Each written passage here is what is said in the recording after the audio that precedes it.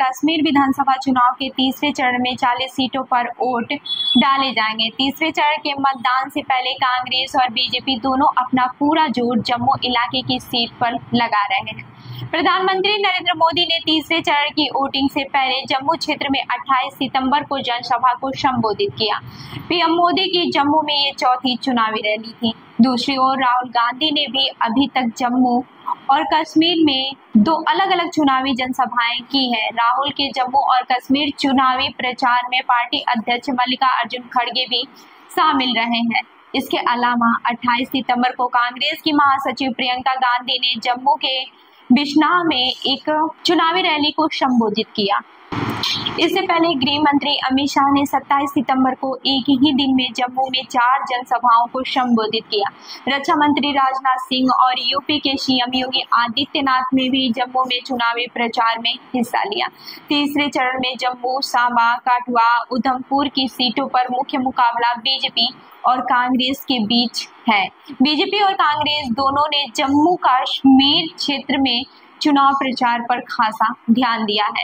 तो आइए जानते हैं कि आखिर जम्मू क्षेत्र में दोनों पार्टियों के लिए इतना अहम क्यों है और विश्लेषक इस पर क्या कह रहे हैं।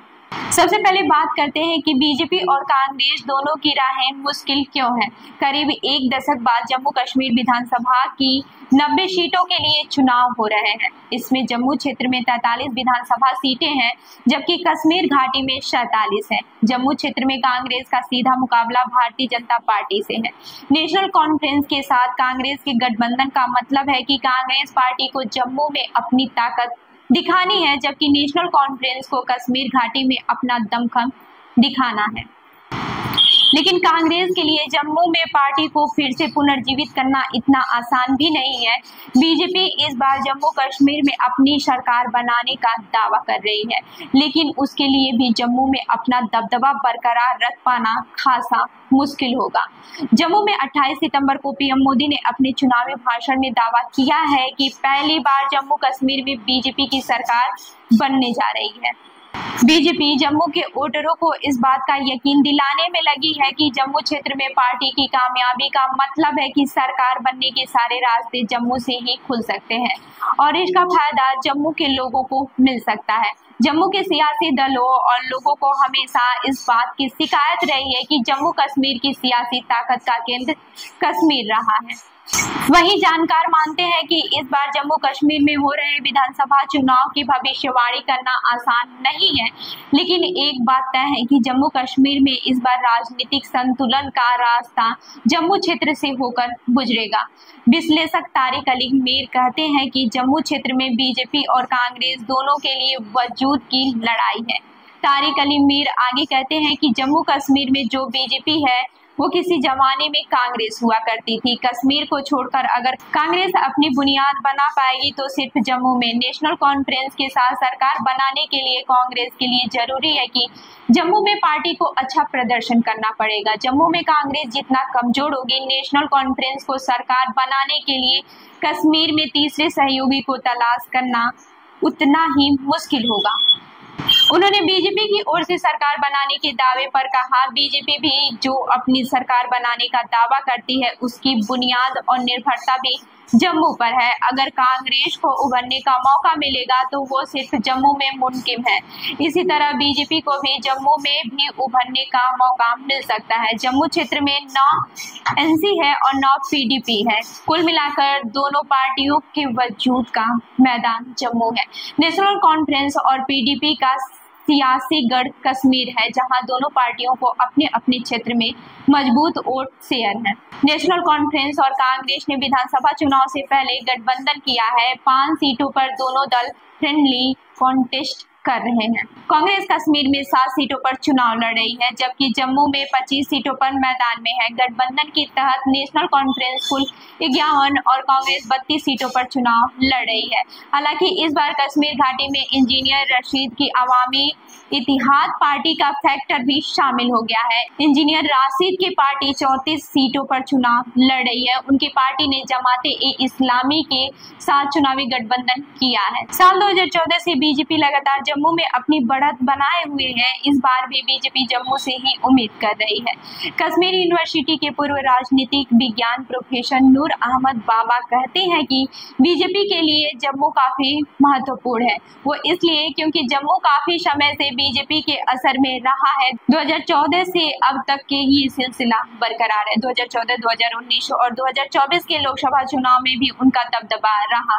केंद्र शासित प्रदेश में उनका फुट होल्ड सिर्फ जम्मू में है।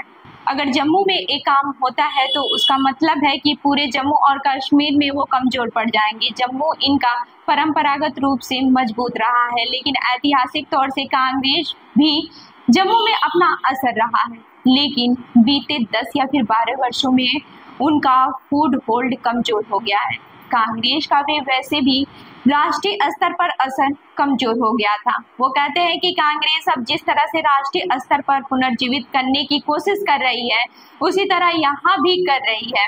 लोकसभा चुनाव 2024 में कांग्रेस की एक उम्मीद यह भी बन गई है कि जम्मू में उनका वोट शेयर बढ़ गया। बीजेपी जम्मू में अपनी पकड़ तो बरकरार रखने की कोशिश करेगी और कांग्रेस पुनर्जीवित होने के लिए लड़ेगी।